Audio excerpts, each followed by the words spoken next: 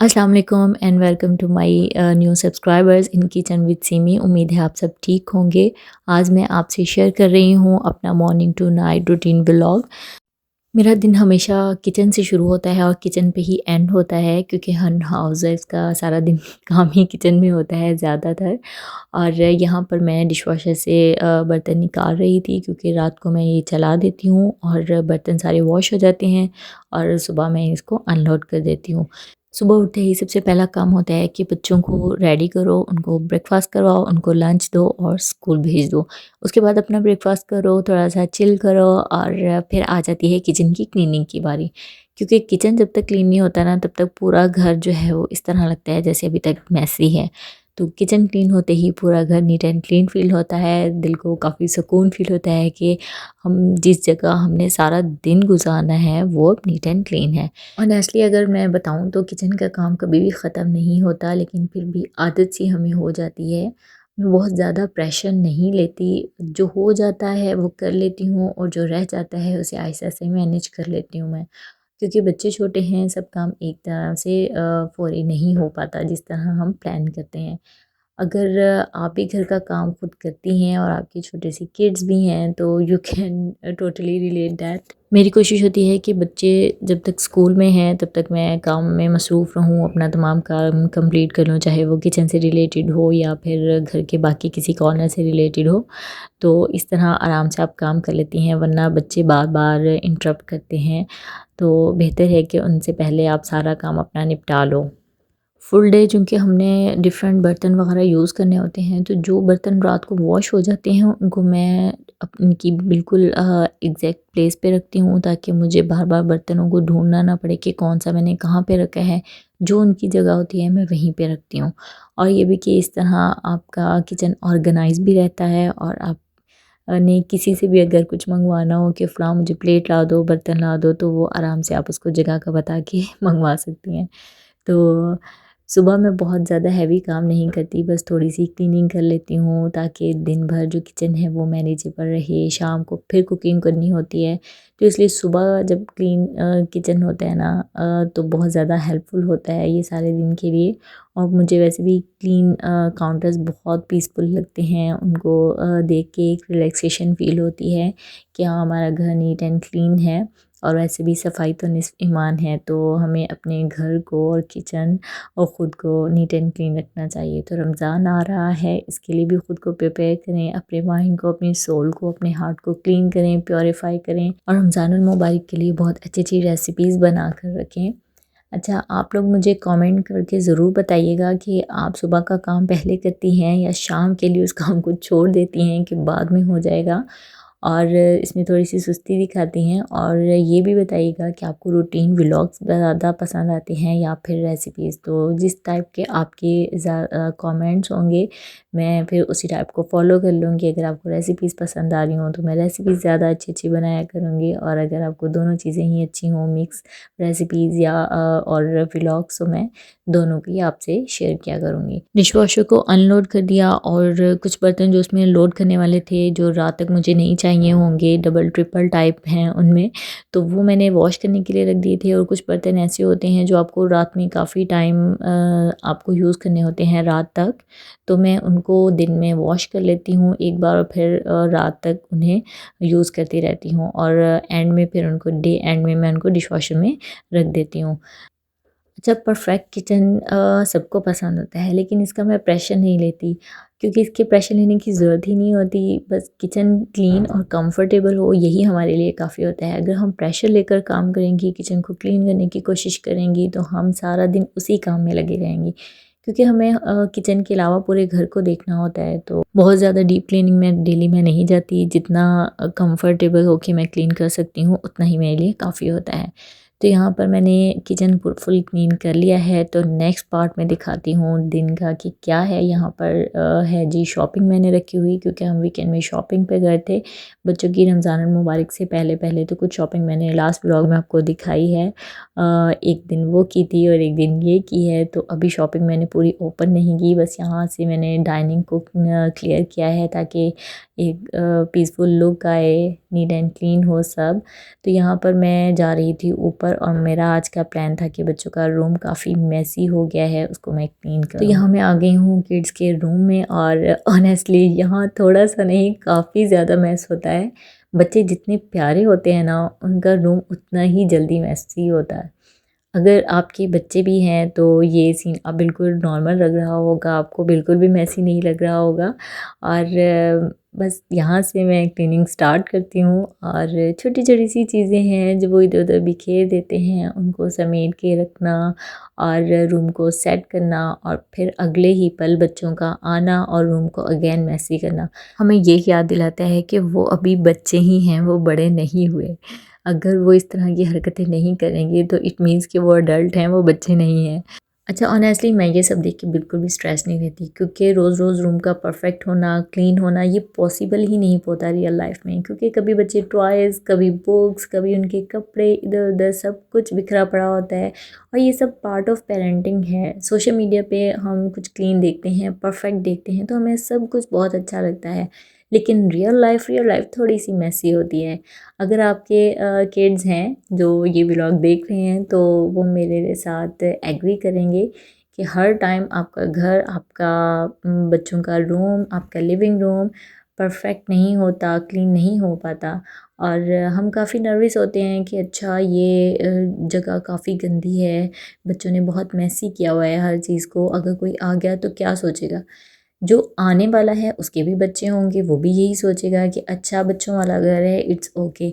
लेकिन आजकल का मैं कहती हूँ कि ये बन चुका है ट्रेंड कि हम अपने घर को तो कहते हैं इट्स ओके, मेसी है तो ठीक है, मैं टायर्ड हूँ, हमारे घर बच्चे हैं ये वो, लेकिन हम जैसे ही दूसरे के घर इंटर होते हैं तो हम ये नहीं देखते कि उनके घर भी किड्स हैं। इट्स ओके अगर थोड़ा सा मेसी हुआ पड़ा है, हो सकता है कि क्लीनिंग वाली ना आई हो सकता है जो मदर हैं या जो भी हेल्पर हैं उनकी तबीयत सही ना हो। हम बस ये पॉइंट करते हैं कि अच्छा इनका घर काफ़ी मेसी है, लगता है ऐसा ही रखती होंगी। तो ये चीज़ें हम जब किसी दूसरे के घर जाते हैं तो फिर भी हमें अपने माइंड में रखनी चाहिए कि अगर उनके घर ये मेस क्रिएट है तो इट डज़न्ट मीन कि वो क्लीनिंग नहीं करती या उनके बच्चे बहुत ज़्यादा मेस क्रिएट करते हैं। तो कभी-कभी हमें दूसरों को अपनी जगह पे रख के सोच लेना चाहिए। अच्छा, यहाँ पे बच्चों को मैं ऐसा-ऐसा सिखा रही हूँ कि अपना रूम, अपना सामान खुद कैसे रखना चाहिए।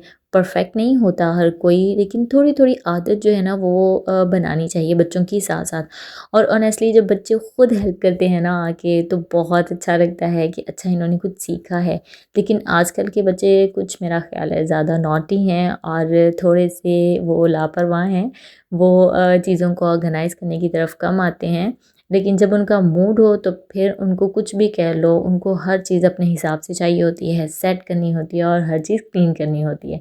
तो कभी-कभी मैं बच्चों को यही कहती हूँ कि रूम जो है उनको खुद क्लीन करो, ताकि आप लोगों को पता हो कि आप लोगों का रूम है, आप लोगों ने चीज़ें कैसे रखनी है, कैसे ऑर्गेनाइज़ करनी है। आप लोग मुझे कमेंट में ज़रूर बताना कि आपके बच्चे अपना रूम खुद क्लीन करते हैं या आपको करना पड़ता है, और आप डेली थोड़ी-थोड़ी सी क्लीनिंग करती हैं या फिर वीकेंड पे प्रॉपर क्लीनिंग करती हैं। तो मैं आप लोगों के कमेंट का वेट करूँगी। अच्छा, यहाँ पर मुझे लगता है कि क्लीन रूम से सिर्फ जगह ही नहीं बल्कि मूड भी फ्रेश हो जाता है, आप बहुत रिलैक्स फील करते हो। किड्स रूम क्लीन करने के बाद मैं नीचे आ गई थी और नीचे आकर लंच का टाइम हो चुका था, तो ये बिरयानी मुझे मेरी फ्रेंड ने दी थी वीकेंड पे। मैं इनके घर गई थी। ऑनेस्टली घर की दी हुई चीज़ का मज़ा ही अलग होता है और बिरयानी तो दूसरे दिन खाने का ज़्यादा मज़ा आता है। आज दोपहर मुझे क्लीनिंग में ही हो गई थी, बस किचन की क्लीनिंग की और नीचे ऊपर आ गई, ऊपर की क्लीनिंग की और अभी तक मैंने कुकिंग नहीं की थी, तो बस यही वार्म करके मैं बच्चों को भी दे दूँगी और ख़ुद भी खा लूँगी, इंजॉय करूँगी बिरयानी दोपहर टाइम, और याद करूँगी अपनी फ्रेंड को साथ-साथ जिसने मुझे बिरयानी दी थी। और यहाँ पर मैं शो कर रही हूँ आपको अपने स्टेप्स के, सुबह से अब तक मेरे 10,000 स्टेप में से मैं तकरीबन 6,000 से अबव हो चुके थे। 10,000 स्टेप्स का मैंने टास्क कंप्लीट करना होता है और यहाँ पर मैं काफ़ी एक्साइटेड हो गई थी क्योंकि 6000 से अबव मैंने कंप्लीट कर लिया था। मेरी तरह किस किस की फेवरेट चीज़ है ये लंच के बाद? जी हाँ, चाय। लंच के बाद, डिनर के बाद, ब्रेकफास्ट के बाद मेरी तो ये फेवरेट चीज़ है। तो यहाँ पर चाय के लिए मैंने खुद को थोड़ा-सा स्पेशल फ़ील करवाने के लिए बहुत ही प्यारा-सा कप चूज़ किया है। आप भी ज़रूर बताइएगा आपको कैसा लगा?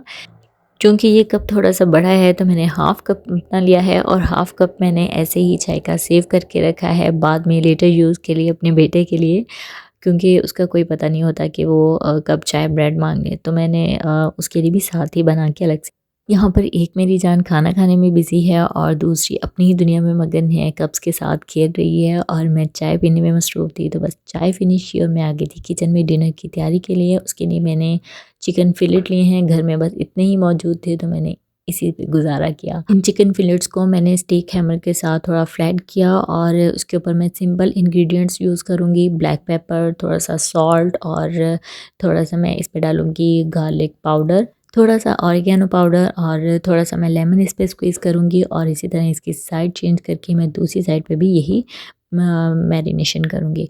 तो इस तरह इनको अच्छे से मैरिनेट करके हैंड से मैंने रब कर देना है और मैरिनेट करके इसको मैं रख दूँगी अलग से, किसी भी प्लेट में रख लें आप, किसी भी बाउल में रख लें, ताकि चिकन अंदर तक जो है वो मसाले वाला हो जाए और अच्छा सा जूसी सा बने।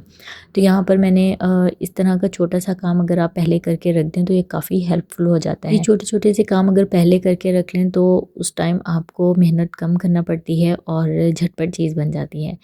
तो इसके बाद मैं ज़्यादा कुछ शूट नहीं कर पाई थी, इसको बस मैंने फ्रिज में मैंने रख दिया था और बस बच्चों के साथ थोड़ा-सा मैंने टाइम स्पेंड किया, थोड़ा-सा मैंने रेस्ट किया और कभी-कभी होता है ना कि कैमरे को रख देना ज़्यादा अच्छा लगता है, तो बस मैंने कैमरे को एक साइड पे रख दिया था।